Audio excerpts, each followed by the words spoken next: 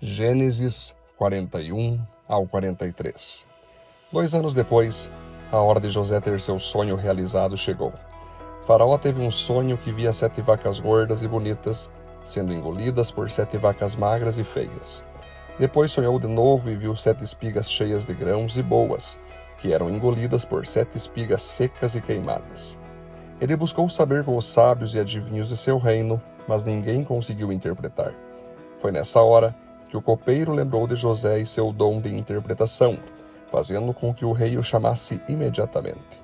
José se apresenta, deixando claro que seria Deus que daria a interpretação ao rei de seus sonhos, e que isso não teria como vir de sua própria mente. Faraó conta seus sonhos, e José na mesma hora recebe de Deus a interpretação, dizendo que os 2 sonhos tinham um único significado, que viria sobre o Egito 7 anos de fartura de alimentos. Porém, logo depois, viria 7 anos de falta de alimentos e fome.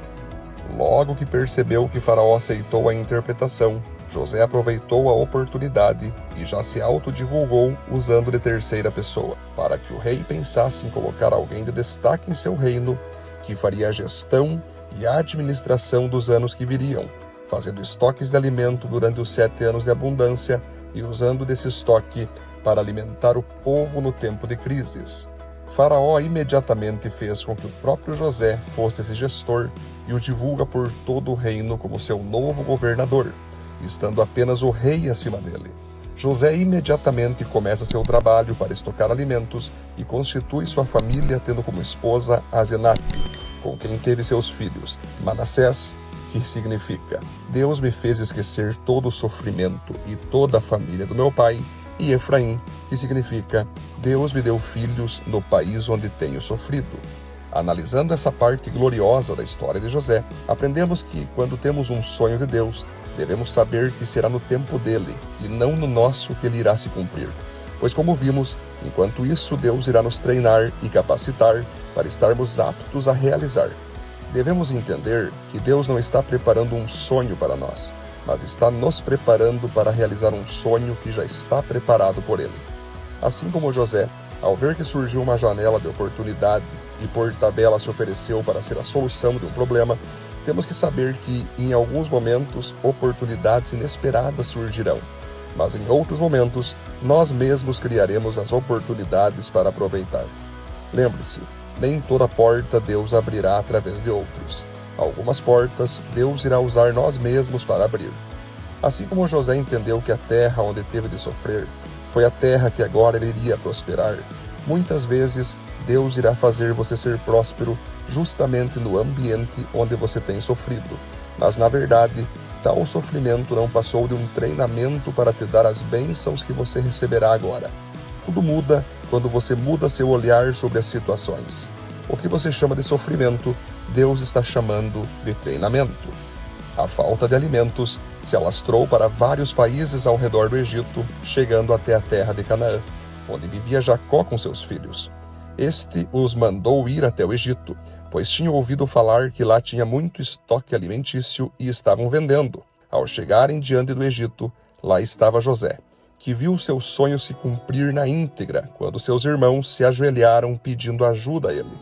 José os reconheceu e, a partir desse momento, começou uma campanha estratégica para conseguir conhecer seu irmão Benjamim, que Jacó não liberou para viajar, com medo de perdê-lo.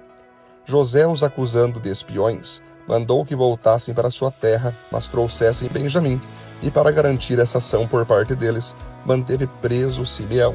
José ainda presenciou seus irmãos falando entre eles que toda essa situação era uma consequência pelo que eles fizeram com ele, o que o levou às lágrimas.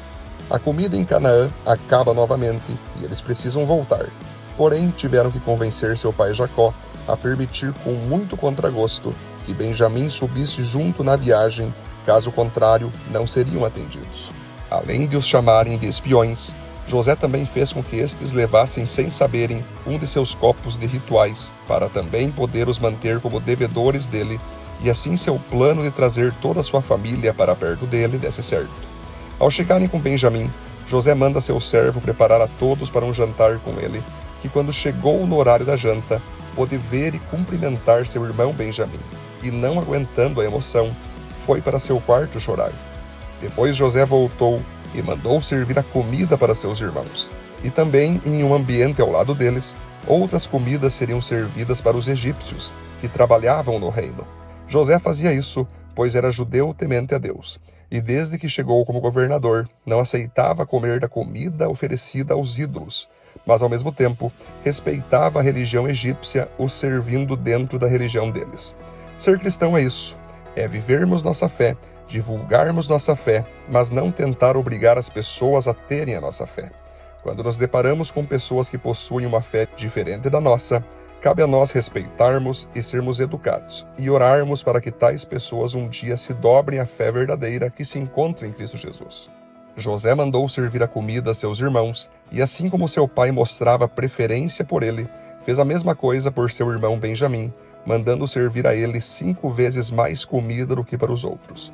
Imagina como foi para José ver seu sonho se realizando diante dos seus olhos, mas ao mesmo tempo ter que lidar com um turbilhão de emoções que pulsavam em sua alma. Sentimentos de alegria por ver seu sonho se realizando, mas ao mesmo tempo de mágoa por saber que seus irmãos quase o mataram, os lançando em um poço. Logo depois, os vendendo como produto aos ismaelitas. Certamente teve uma luta muito grande entre o desejo de se vingar de seus irmãos, usando do seu poder que agora possuía, entre entender que Deus permitiu que tudo isso acontecesse para que agora ele pudesse ajudar seus irmãos como governador. Saber que, por causa de toda a situação que viveu, deixou de ver seu irmão como criança e agora o estava conhecendo com mais de 20 anos de idade. Sim, José era um ser humano como nós, e ele teve uma luta emocional muito grande entre se vingar ou entender e viver o propósito. Teve uma luta espiritual entre ouvir a voz do diabo que dizia para ele se vingar e, se possível, até matar seus irmãos pelo que fizeram com ele, ou os perdoar e os ajudar em suas necessidades, sabendo que tudo aconteceu como Deus queria que acontecesse para que pudesse ajudá-los no momento de crise que estavam vivendo. Não tem problema sermos humanos, termos ressentimentos, desejos de vingança e às vezes mágoas em nosso coração. O problema é o que faremos com esses sentimentos. Existe uma frase que diz assim e que é muito cabível aqui: não é o que acontece, mas como que eu reajo ao que me acontece que irá me definir.